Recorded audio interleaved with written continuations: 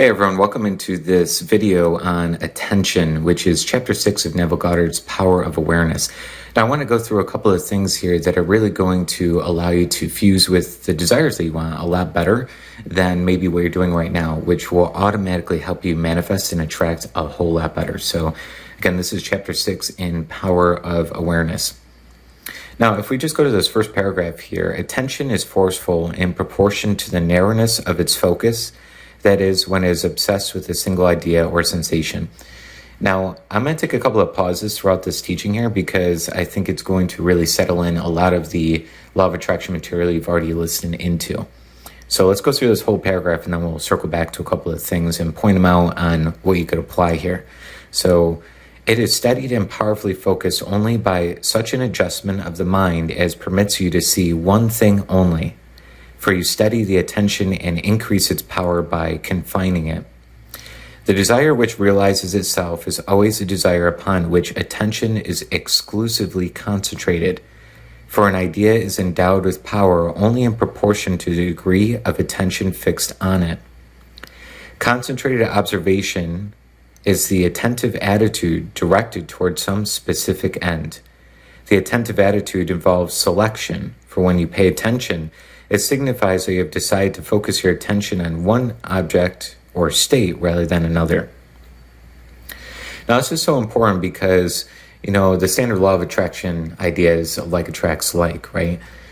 But really what's going on here is, if we just go with that first sentence again, attention is forceful in proportion to the narrowness of its focus. That is, when it is obsessed with a single idea or sensation. Now, most of us on this physical plane, we're not really obsessed just with what we want, unless we're really mastering this idea. We're also really focused on the physical experience you're having right now in your life. It feels so real, doesn't it? Like the results you have right now when you're listening into this seem just as real as what you would call reality, right? The circumstances you have, your bank account, the money that you have, the relationships that you have, the living scenarios that you have, it seems like this is the only reality. So if we really think about it, our attention most of our days is really paying attention to what is physically true today. The amount of money you do have, the relationships you do have, the place that you live in now. So mostly our idea right here, again, obsessed with a single idea or sensation. Most of us are obsessed with our physical reality, current results. And that's why we keep attracting so many of the circumstances that are really frustrating and about the same as normal and not too much movement. So what Neville's talking about here, let's go another sentence here. It is studied and powerfully focused only by such an adjustment of the mind. So an adjustment in what you're thinking, not just thinking about your current results, but the desired results you want. Of the mind as permits you to see one thing only. For you study the attention and increase its power by confining it, or what we call focusing in. That's why the chapter is called attention, right? But by actually increasing our attention and power within the ideas that we do want, we start to pull that towards us. So what you want to start practicing a little bit more is before you fall asleep at night, is you want to actually think more about your desires, like actually view them on the screen of your mind and feel them to be true now.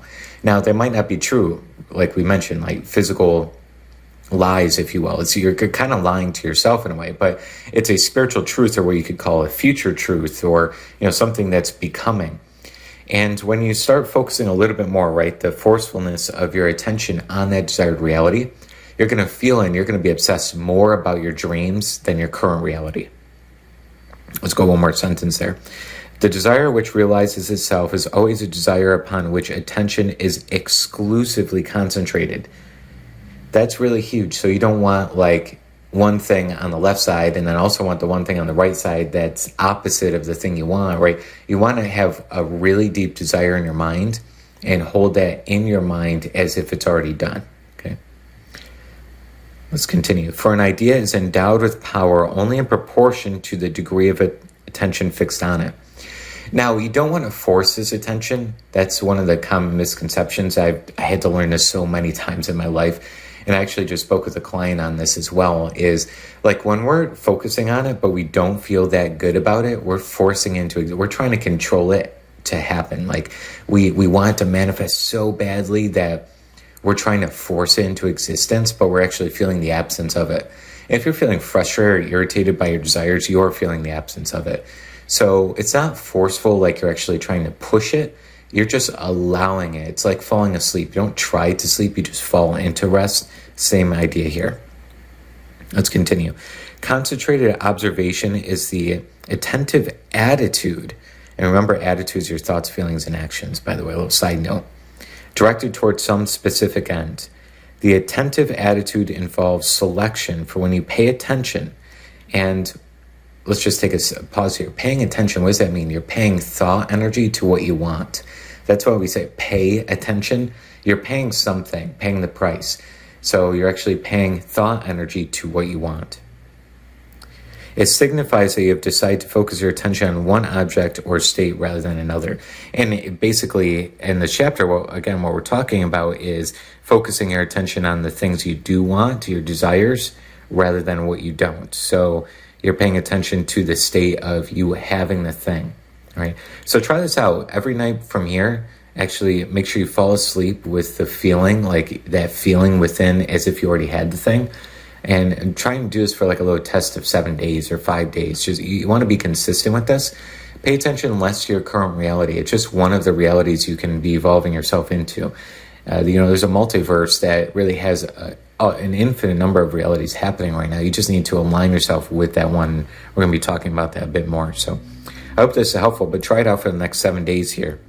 It should really be an awareness for you, before you fall asleep.